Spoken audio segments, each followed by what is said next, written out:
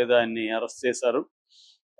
ప్రధానంగా ఆయన మీద ఉన్న కేసు ఏంటంటే Telugu Desam Mangalagiri head quarters office మీద దాడికి సంబంధించి ఆహ్, వైసీపీ నాయకులు వల్లభనేని వంశీ అనుచరులు అక్కడ దాడి చేశారు. దాడి చేసిన తర్వాత ఆహ్, అప్పుడు కేసు ఫైల్ చేశాడు ముదునూరి సత్యవర్ధన్ అనే అబ్బాయి. అతను అక్కడ పనిచేసే కంప్యూటర్ ఆపరేటర్‌గా ఉంటున్నాడు. సో, ఆ తర్వాత ఏమైందంటే ఆ కేసులో ఇతన్ని అరెస్ట్ చేయలేదు నిజానికి. దాని తర్వాత వీళ్ళు తొందరపడి ముదునూరి సత్యవర్ధన్‌ని పట్టుకొని అసలు నేను ఆ రోజు లేను. ఆహ్, అక్కడ లేను.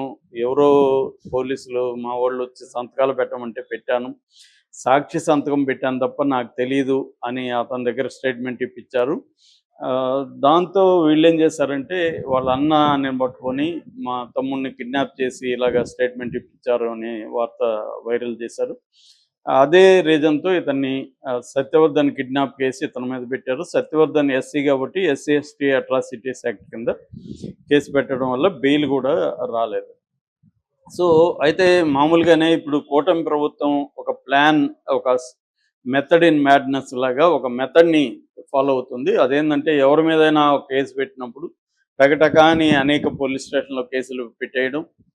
ఒక కేసులో బెయిల్ వస్తే ఇంకొక కేసులో PT warrant, prisoner in transit warrant, ఆ ట్రాన్సిట్ వారెంట్ తీసుకొచ్చి కోర్టులో పెట్టడం.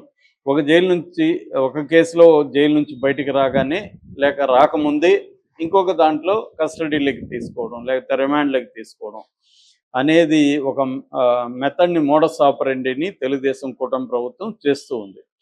ఇతని విషయంలో కూడా అదే చేసింది. వంశీ విషయంలో కూడా ఏంటంటే ఒకసారి అరెస్ట్ అయిన తర్వాత మిగతా కేసులు, పాత కేసులన్నీ తిరగదోడి వాటిల్లో ట్రాన్సిట్ వారెంట్లు పెట్టడం అనేది జరుగుతుంది.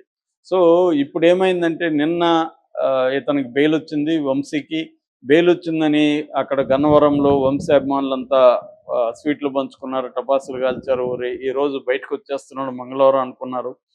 కానీ అతను బయటకు వచ్చే పరిస్థితి లేదు. ఎందుకు లేదంటే ఇప్పుడు అతనికి బెయిల్ వచ్చింది ఎక్కడంటే ఆత్కూరు పోలీస్ స్టేషన్‌లో ఇతని మీద ఒక కేసు ఉంది. 8 ఎకరాల ల్యాండ్ ఇతను కబ్జా చేశాడనే కేసు. ఆ కేసులో వాళ్ళు కస్టడీ పిటిషన్ వేస్తున్నారు.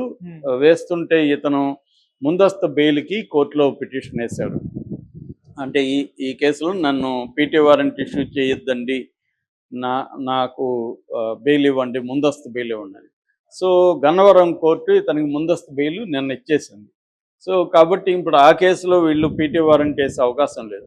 లేదు కాబట్టి అతను బయట వచ్చేస్తాడు అనుకున్నారు. కానీ ఇతనికి మెయిన్ కేసులో ఇంకా బెయిల్ రాలేదు. విచారణలో ఉంది అది.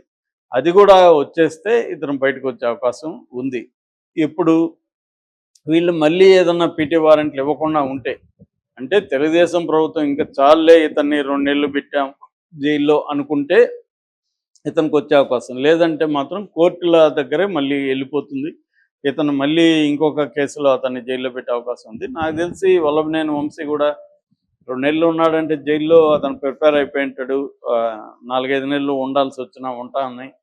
కాకపోతే ఏంటంటే ఈ వల్లభనేని వంశీ కానీ, పోసాని కృష్ణమురళి కానీ మిగతా వాళ్ళ మీద కేసులు పెట్టి అరెస్టులు చేయడం. నిన్న కూడా అక్కడ కడప భాషని అరెస్ట్ చేశారు. సో, ఇలాగా చేస్తుంటే జగన్ మీద కూడా తీవ్ర విమర్శలు వస్తున్నాయి. ఎందుకంటే చంద్రబాబుకి, జగన్‌కి తేడా నేను అనేకసార్లు చెప్తుంటాను.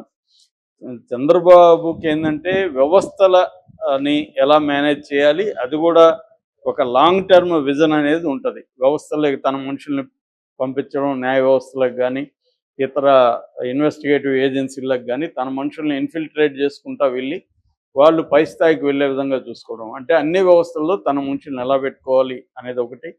అలాగే తన కులాన్ని ఎట్లా తనకు స్ట్రాంగ్‌గా చేసుకోవాలంటే అది కూడా ముందు నుంచి కులంలో యాక్టివ్‌గా ఉన్న వాళ్ళని గ్రూమ్ చేసుకుంటా రావడం. అట్లాగే మీడియాని బలంగా తీసుకుంటా రావడం. ఇలాగా చంద్రబాబు ఏంటంటే సపోర్టింగ్ సిస్టమ్స్‌ని బలంగా పెట్టుకోవడం వల్ల ఆయన ప్రతిపక్షంలో ఉన్నా కూడా ఒక బిగినింగ్‌లో 2 ఏళ్ల పాటు జగన్‌ని ముప్పు తిప్పలు పెట్టగలిగాడు.